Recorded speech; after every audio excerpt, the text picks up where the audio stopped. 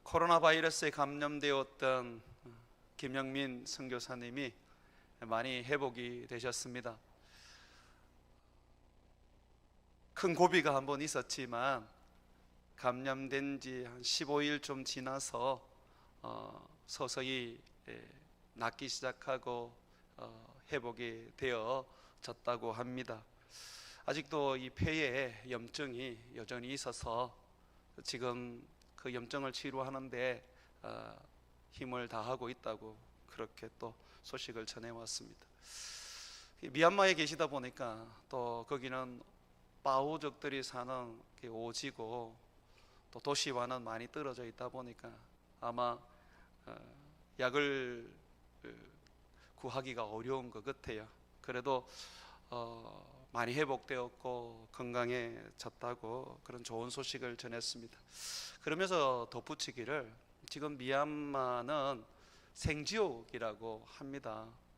지금 코로나 바이러스 이 변이 바이러스로 인해서 참 많은 분들이 죽어가고 있다고 그래요. 본인은 이제 치유되어서 다시 살아났는데 그것이 지금 미안할 정도로 그런 상황이랍니다.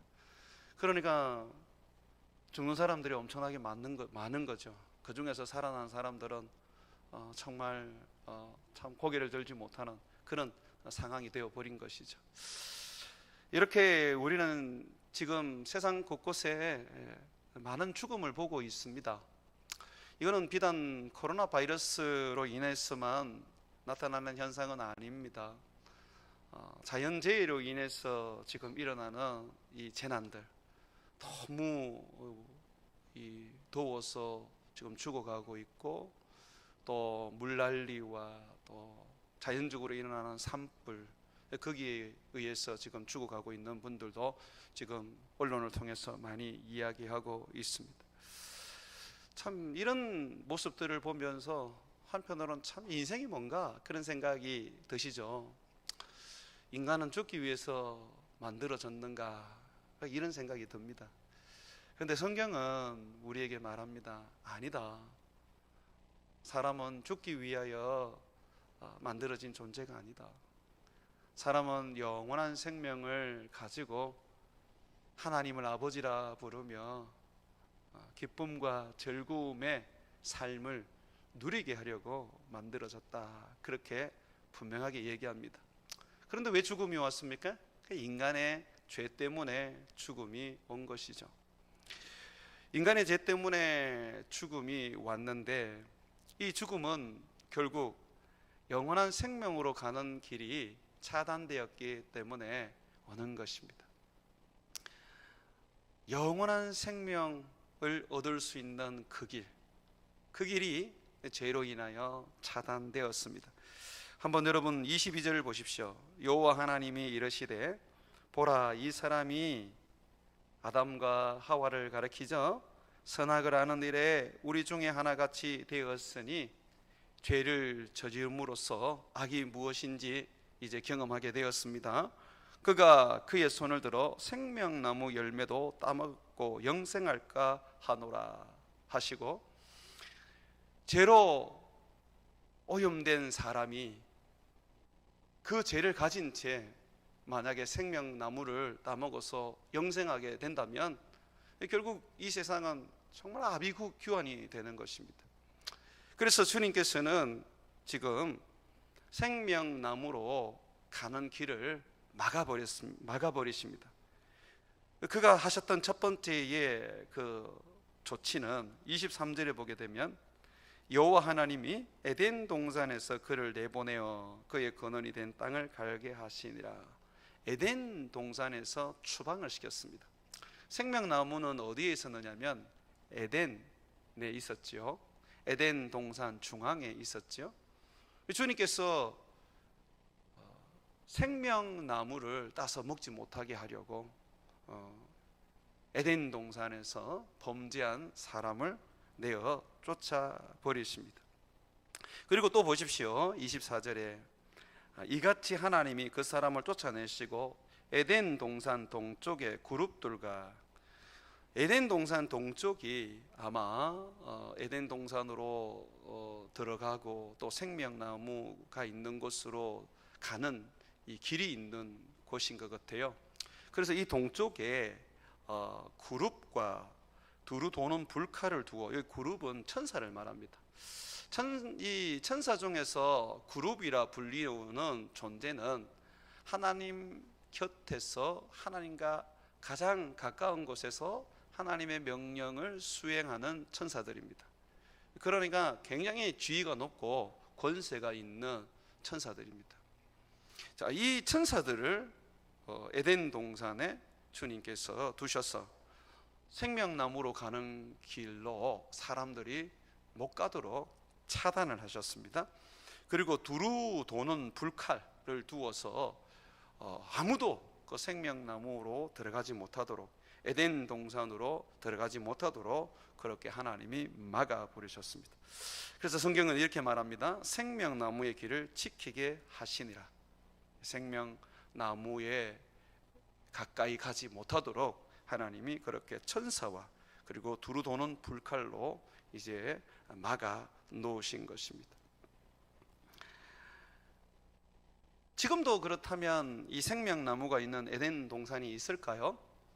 지금은 없습니다. 왜냐하면 노아의 홍수 때에 그때에 온 세상이 물에 덮이면서 세상이 거의 멸망을 맞이했었죠. 그때에 생명나무가 제가 볼 때는 없어졌고요. 그리고 그 에덴 동산도 아마 흔적도 없이 사라졌을 거예요. 지금의 지구가 6개 대륙으로 이렇게 편성되어 있지 않습니까? 이게 처음 만든 모습이 아닙니다. 홍수로 인해서 지금의 6개 대륙으로 나누어졌죠. 과학자들은 빙하 때문에 생긴 거라고 하는데 빙하가 아니라 홍수 때문입니다. 그걸 우리가 어떻게 알 수 있느냐면 지금 지질학자나 또는 과학자들 중에서 크리스찬들이 그것을 많이 증명을 하는데, 미국의 그랜드 캐니언이라는 계곡에 가면 그 계곡이 정말 불가사의하게 이렇게 깎여져 있습니다. 그거는 홍수가 이제 휩쓸겨 가면서 이제 그 흙이 깎여서 이제 생긴 게 됐는데, 그 흙이 실려가면서 그 미국의 태평양 그 앞바다에 있는 거예요. 그 그랜드 캐니언의 흙이나 태평양 앞바다에 그 있는 흙이나 똑같은 흙입니다. 그것이 이제 또 하나의 지질학적으로 보여줄 수 있는 홍수로 이 세상이 변형된 모습을 보여주는 것이죠. 그렇다면 생명을 얻을 길을 이제 우리는 더 이상 가지지 못하는 것입니까?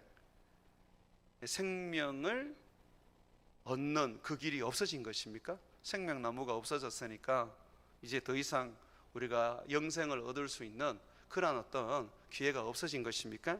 아닙니다. 하나님은 새로운 길을 우리에게 주셨습니다. 창세기 3장 21절을 한번 보십시오. 창세기 3장 21절에 보게 되면 새로운 길을 우리에게 제시해 줍니다. 여호와 하나님이 아담과 그의 아내를 위하여, 아담과 그의 아내 하와가 죄를 지음으로 말미암아 결국 죽게 되었죠. 자, 이들은 죄로 인하여 더 이상 생명나무의 열매를 먹을 수 없게 되었습니다. 그런데 하나님이 그들을 위하여, 여기서 그들을 위한다는 것은 그들을 살리기 위하여, 그들에게 영생을 주시기 위하여 가죽옷을 지어 입히셨다고 말하고 있습니다. 가죽옷을 지어 입히셨다라고 할 때에 여러분들이 이 부분이 담고 있는 의미를 생각하셔야 됩니다. 자, 먼저 이 옷이라는 부분들에 있어서 좀 생각을 해보고 이 가죽옷에 대한 것도 또 생각을 해볼게요. 왜 이들이 지금 옷이 필요합니까? 이들이 하나님의 영광으로 옷을 입고 있었지 않습니까? 그러다 보니까 그들이 벌거벗은 상태였지만 전혀 부끄럽지가 않았어요. 하나님의 영광으로 옷을 입었기 때문에 그렇죠. 그런데 죄를 지으면서 그 영광이 어떻게 되었습니까? 떠나가 버렸습니다. 제가 그 영광을 뭐라 그랬습니까? 성령이라 그랬죠. 하나님은 죄와 함께 공존할 수 없습니다. 자, 성령 하나님은 죄가 있는 곳에 계실 수가 없습니다.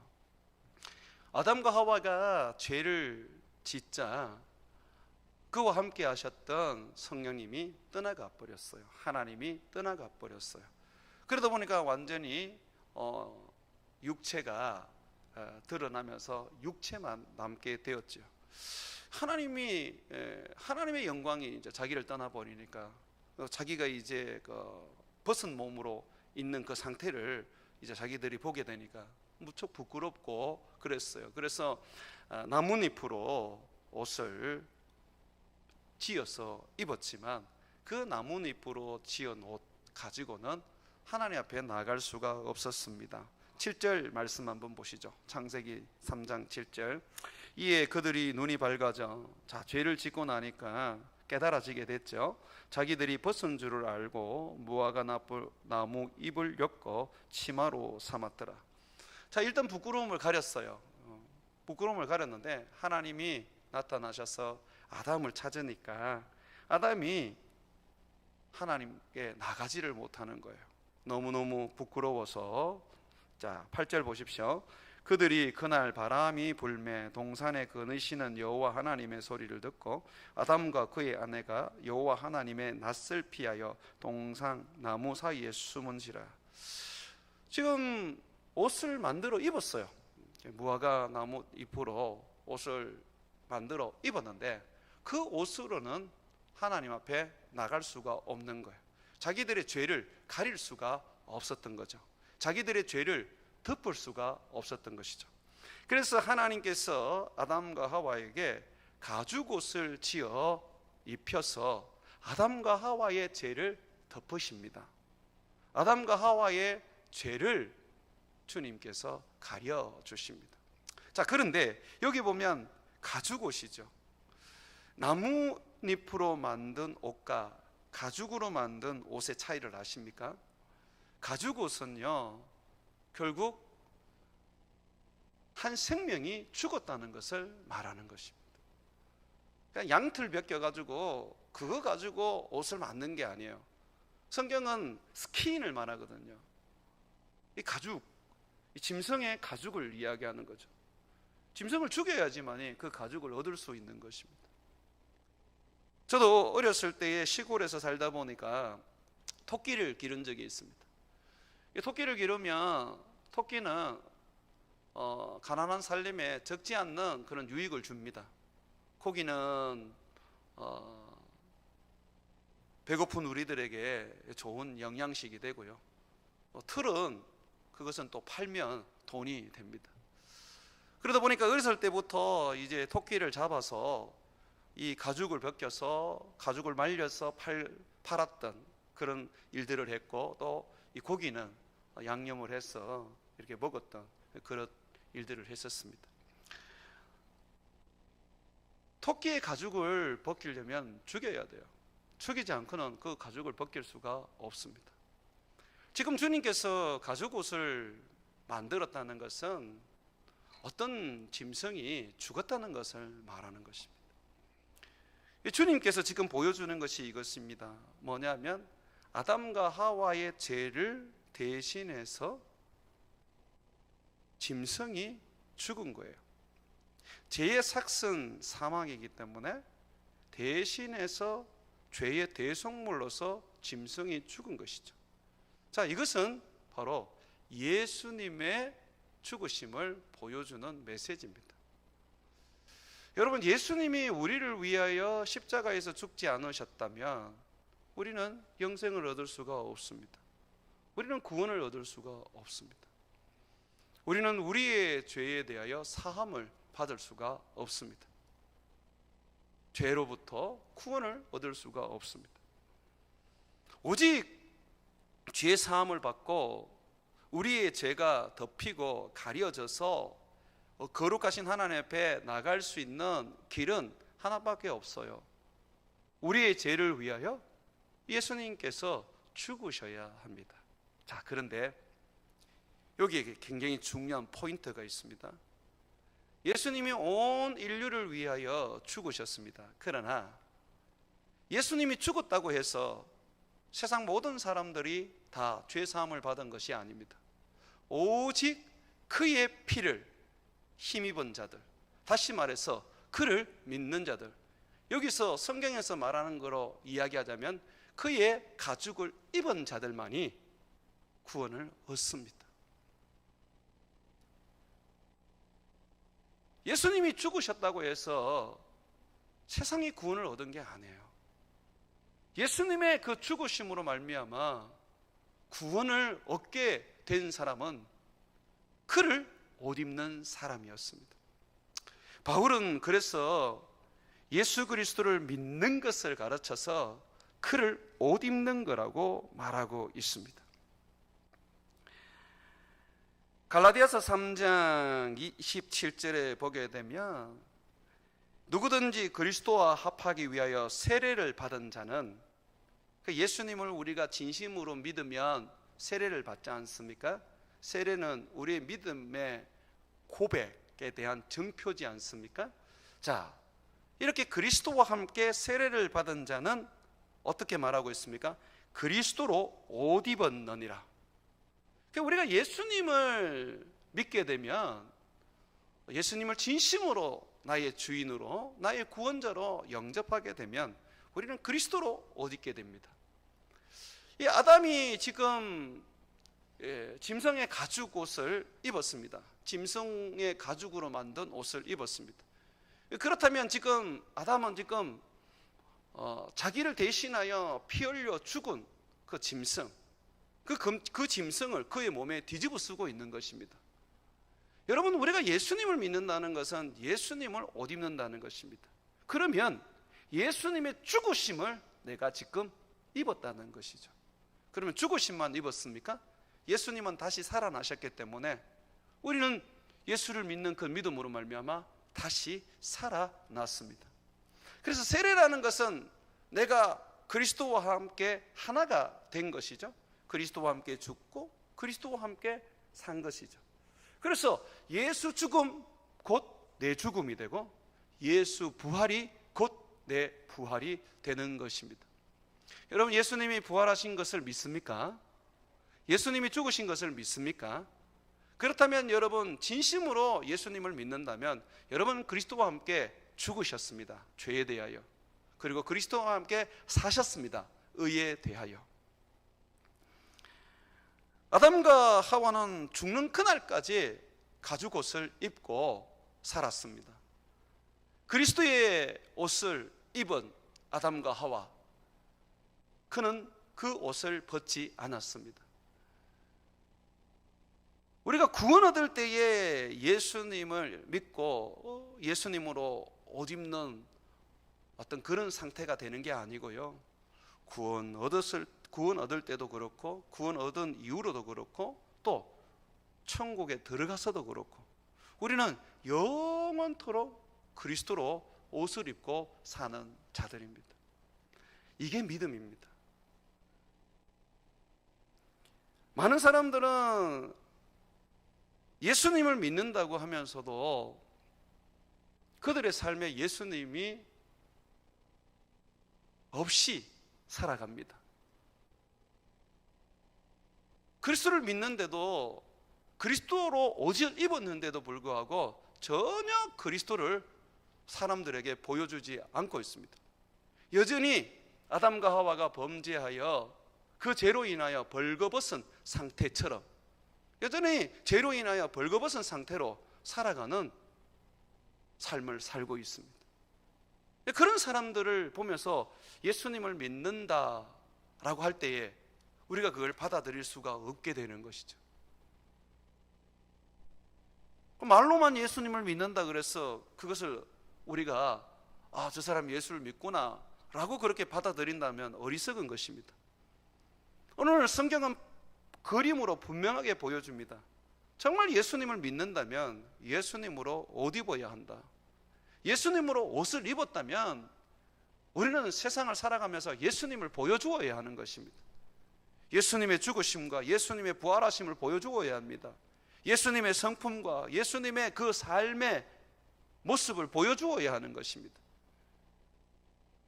그래서 예수님이 제자들에게 나와 같이 살으라고 말씀하신 거 아닙니까? 내가 너희를 사랑한 것처럼 너희도 서로 사랑하라. 예수님은 너희는 나와 같은 모습을 가지고 살아야 된다고 말씀하고 계십니다. 그런데 우리가 믿는다고 하면서도 예수님처럼 살지 않고 예수님께서 보여주신 모습을 드러내지 않는다면 도대체 그 믿음을 우리가 어떻게 인정할 수 있게 됩니까? 아담과 하와는 하나님이 만들어 주시는 가죽옷, 이것은 예수 그리스도를 상징합니다. 예수 그리스도의 옷을 입고 하나님 앞에 나아갔고, 그리고 다시 하나님을 아버지로 모시며 섬길 수 있었습니다. 영원한 생명을 누릴 수가 있었죠.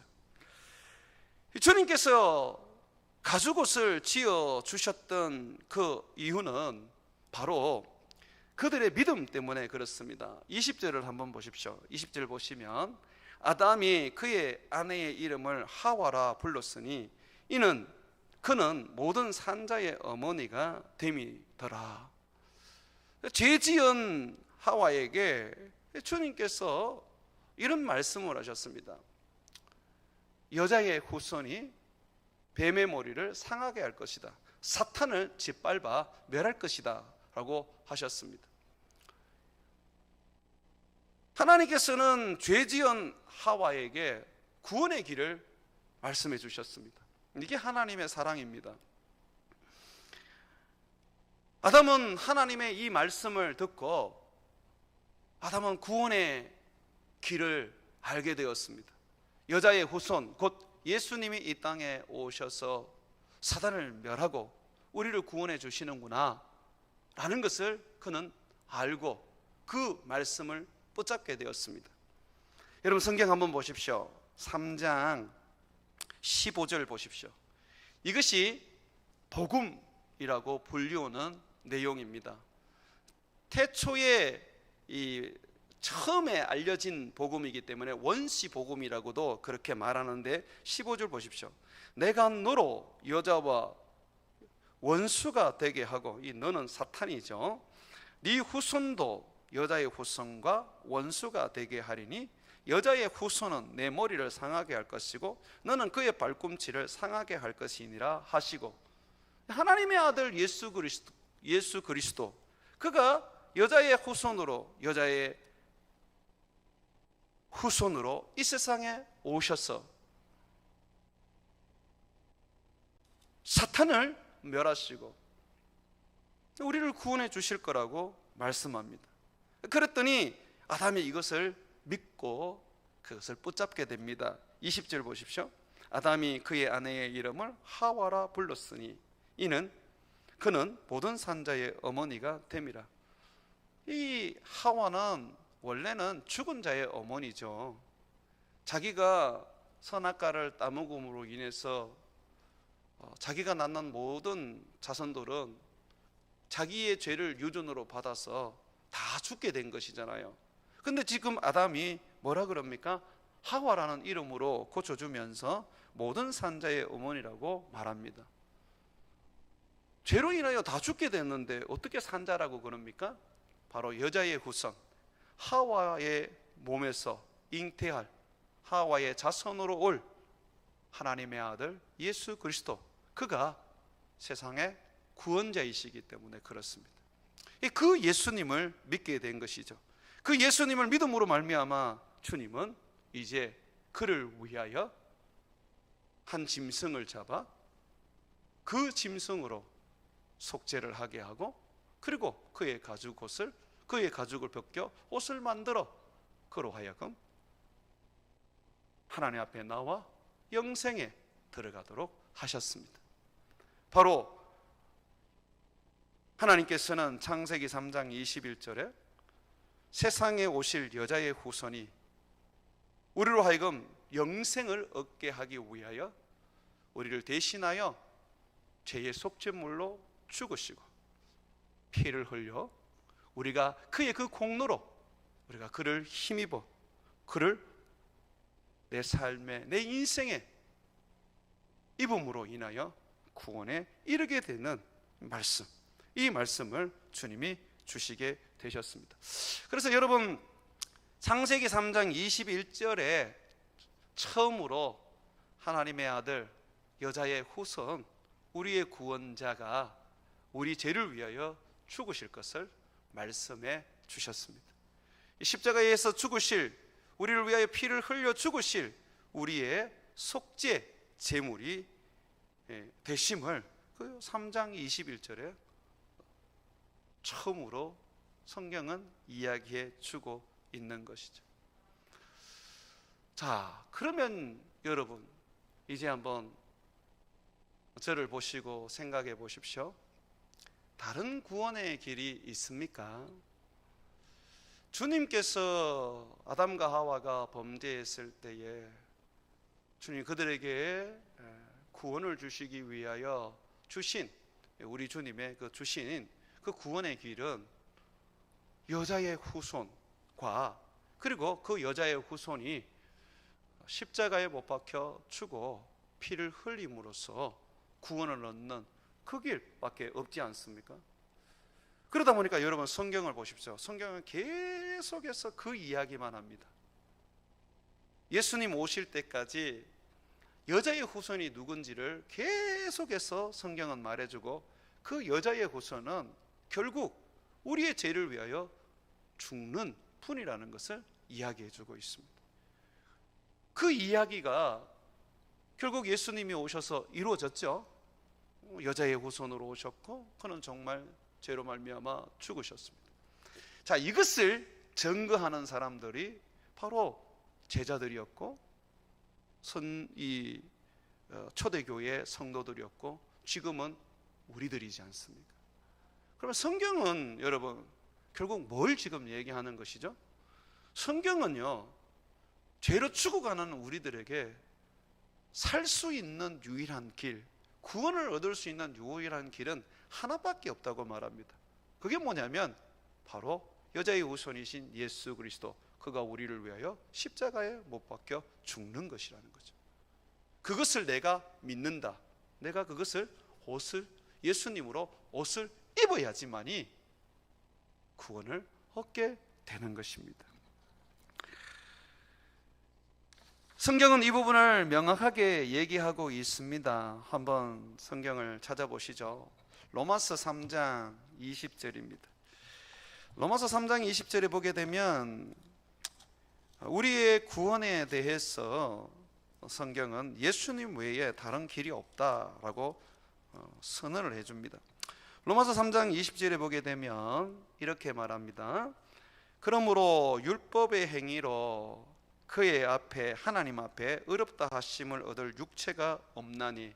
자, 육신을 입고 있는 사람으로는 누구나 하나님이 원하는, 하나님이 정하신 거룩함에 이를 수가 없습니다. 죄가 우리 몸에 거하기 때문에 우리는 그 죄로 인하여 거룩한 삶을 살 수 없습니다. 어느 정도 착하고 선한 양심을 가지고 어느 정도 어떤 선을 행할 수는 있지만 하나님이 정한 기준이 있습니다. 그 기준을 담아놓은 책이 구약 성경 아닙니까? 모세의 10계명 아닙니까? 그 계명을 온전히 지킬 수 있는 사람이 없습니다. 아니, 목사님, 저는 10가지 계명 중에서 때로는 9개도 지키고 때로는 8개도 지키는데, 그러면 적어도 합격 점수 아닙니까? 90점, 80점 그 정도 되면 안 됩니까? 안 됩니다. 99.9점을 맞아도 안 됩니다. 야고보서에는 분명히 그것을 이야기합니다. 너희가 9가지 계명을 다 지켜도 하나를 어긴다면 그 하나로 말미암아 너희는 죄인이다라고 말합니다. 하나님이 원하는 거룩함, 의로움에 이르려고 그러면 우리가 육체를 가지고 있는 이 상태로는 안 됩니다. 그래서 성경은 말합니다. 계속해서 한번 보시죠. 로마서 3장 20절에 그러므로 율법의 행위로 그의 앞에 의롭다함을 얻을 육체가 없나니 율법으로는 죄를 깨달음이니라. 아, 이게 죄구나. 부모를 공경하지 않는 게 죄구나. 내가 이웃에게 거짓 증거하는 것이 죄구나. 내가 남의 것을 빼앗는 것이 죄구나, 내가 거짓말하는 것이 죄구나, 이거 깨닫는 것밖에 없다는 것이죠. 계명이 우리에게 주는 유익이. 그래서 이야기합니다. 21절, 이제는 율법 외에 하나님의 한 의가 나타났으니, 새로운 의가 나타났습니다. 율법과 선지자에게 증거를 받은 것이라. 구약 성경 창세기부터 말라기까지 이야기해 주던 바로 그 길이라는 것입니다. 그 유일한 길, 그게 뭡니까? 우리 다 같이 22절 읽어보겠습니다. 시작. 곧 예수 그리스도를 믿음으로 말미암아 모든 믿는 자에게 미치는 하나님의 의인이 차별이 없느니라. 예수 그리스도를 믿음으로 말미암아 모든 믿는 자에게 미치는 하나님의 의인이 차별이 없느니라. 또 계속해서 보십시오. 그 부분을 잘 설명하고 있습니다. 모든 사람이 23절입니다.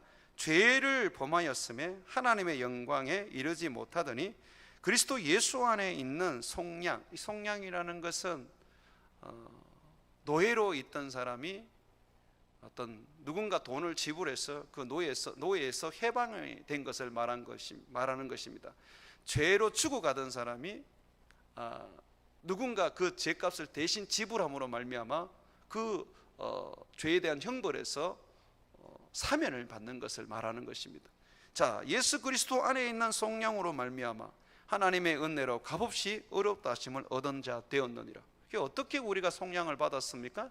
예수님이 우리를 위하여 죽으심으로, 우리가 그를 옷 입음으로 인하여 우리가 어렵다함을 얻게 되었습니다. 다른 길은 없습니다, 여러분. 사람들은 다른 구원의 길을 찾아다닙니다. 천주교에서는 다른 구원을 인정합니다. 그들은 성경을 그저 책 중에 하나로 여깁니다. 천주교의 교리는, 천주교의 가르침은 사람들의 가르침으로 바뀌어져 있습니다. 성경을 가지고 있지만 절대적인 하나님의 계시로 받아들이지 않습니다. 그러다 보니까 천주교는 하나의 종교가 되어서 종교다원주의가 되었습니다. 세상에서는 천주교가 굉장히 인정을 받습니다. 모든 종교를 포용하니까요. 불교와 함께 서로 어울려서 사니까요. 그런데 우리는 그렇게 하지 못합니다. 그 왜 그렇습니까? 마음은 다른 종교와 어울려서 너희도 구원이 있고 우리도 구원이 있다라고 말하고 싶지만, 그러나 그것은 우리 마음일 뿐, 실질적으로 진리를 말하고 있고 생명을 말하고 있는 성경은 그 얘기를 하지 않거든요. 성경은 오직 유일한 구원의 길은 예수님밖에 없다라고 말합니다. 사도행전 4장 12절에 보게 되면 베드로는 이렇게 말합니다. 다른 이로서는 구원을 받을 수 없나니 천하 사람 중에 구원을 받을 만한 다른 이름을 우리에게 주신 일이 없음이라 하였더라. 하나님께서 말씀하셨던 구원, 여자의 후손이 와서 사단을 멸하고 우리를 구원하시겠다고 하셨던 그 구원, 우리를 위하여 대신 주고 피를 흘리고 우리는 그 죽은 그분을 옷 입음으로 말미암아 구원을 얻는 그 피 흘리시는 분, 바로 예수님이라는 거죠. 다른 분이 없어요. 구원 얻을 만한 다른 이름을 하나님이 우리에게 주신 적이 없습니다. 오직 한 이름, 예수밖에 없습니다. 예수님은 이 세상에 오신 이유에 대하여 분명하게 말씀하고 계십니다. 요한복음 10장 27절과 28절에 보게 되면 내 양은 내 음성을 들으며 나도 그들을 알며 그들은 나를 따르느니라. 내가 그들에게 영생을 주노니 영원히 멸망하지 아니할 것이요 또한 그들을 내 손에서 빼앗을 자가 없느니라. 예수님이 뭐라 그럽니까? 내가 영생을 주노니 영원히 멸망하지 않을 것이라고 말씀하십니다. 예수님은 영생을 주기 위하여 이 세상에 오신 하나님의 아들입니다. 우리와 같은 인간이 아닙니다. 물론 우리와 같은 인간이 되셨습니다. 하나님이 인간이 되신 것입니다. 그럼 우리와 같은 창조물이 아닙니다. 그는 영원하신 하나님, 창조주입니다. 그가 이 세상에 오신 것은 바로 영생을 주기 위한 것입니다. 그런데 이 영생을 주시기 위하여 그가 하신 일이 무엇입니까? 자기를 우리의 죄의 속죄물로 십자가에 내어주는 것이었습니다. 하나님의 구원의 방법이 바로 오늘 창세기 3장 21절에 분명하게 기록되어 있다는 것입니다. 그럼 다시 한번 여러분 보시죠. 창세기 3장 21절입니다. 여호와 하나님이 아담과 그의 아내를 위하여 가죽옷을 지어 입히시니라. 대속물로 누군가를 죽이시고 그 대속물을 힘입어 살아가게 하셨습니다. 그것이 바로 구원에 이르는 길입니다. 주님은 이제 우리에게 밝혀 얘기해 줍니다. 내가 너희에게 말하고 있는 너희를 위하여 대신하여 죽으시는 대속물은 바로 예수님이다. 그가 십자가에 죽으신 것은 너희 죄를 대속하기 위한 죽으심이다. 그러므로 내가 범죄한 아담에게 가죽옷을 지어 입힌 것처럼 너희는 너희를 위하여 죽은 예수 그리스도 그로 옷 입어라. 그러면 너희는 영생을 얻게 될 것이다. 어리석은 사람들처럼 에덴 동산을 찾아다니고 생명나무 열매를 찾아다니는 삶을 살지 마십시오. 생명이시고 진리이시고 구원이시는 예수님 앞에 나와서 그분을 믿으십시오. 그분을 나의 주인으로 영접하십시오. 그분의 죽음이 내 죄를 속죄하기 위한 죽음이라는 것을 인정하고 받아들이십시오. 예수 그리스도를 옷 입으십시오. 십자가에 죽으신 예수님, 나를 위하여 피 흘리신 예수님, 피 흘리신 그 몸 그대로 여러분 몸에 덮어 씌우십시오. 그러면 여러분들은 영생을 얻게 될 것입니다. 이것만이 유일한 구원의 길이라는 것입니다. 열심히 교회를 다닌다고 해서 구원을 얻을 수 있는 게 아닙니다. 전 재산을 바친다고 해서 구원을 얻을 수 있는 게 아닙니다.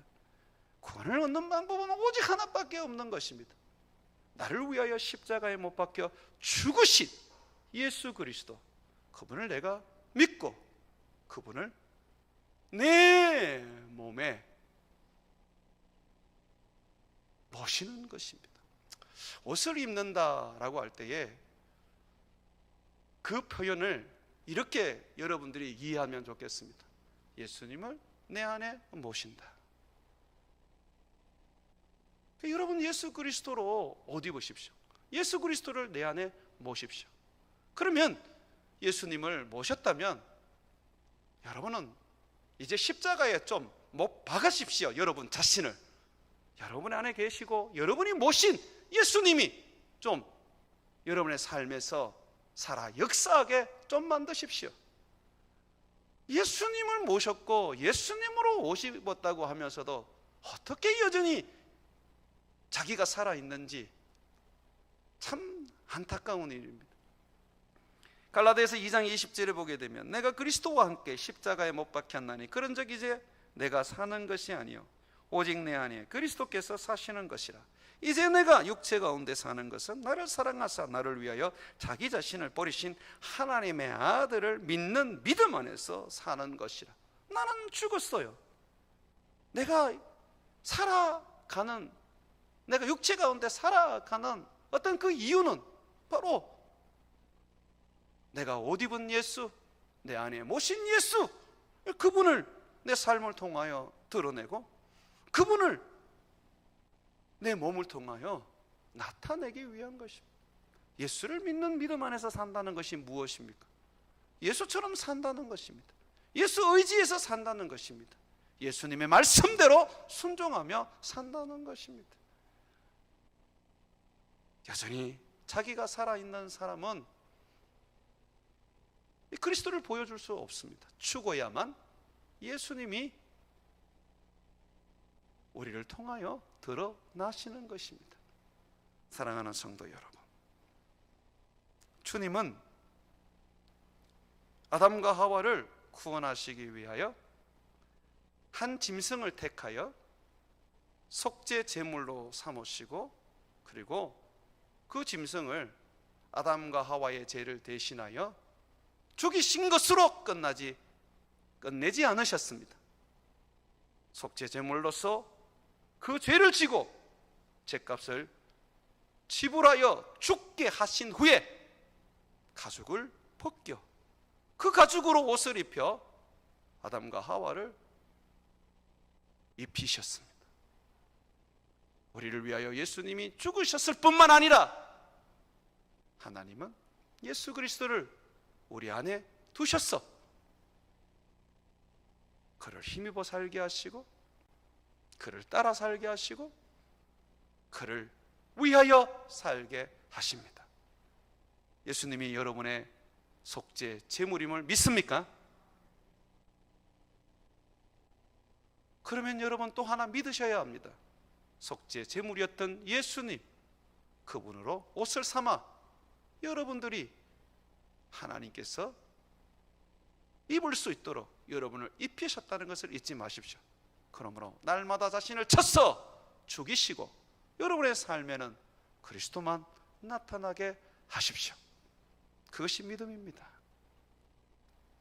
예수님의 죽으심만 믿고 예수님의 그 죽으심이, 예수님의 그 생명이 내 안에 계심을 믿지 않는다면, 내가 그리스도로 옷 입었다는 것을 믿지 않는다면 그 믿음은 온전한 믿음이 아닙니다.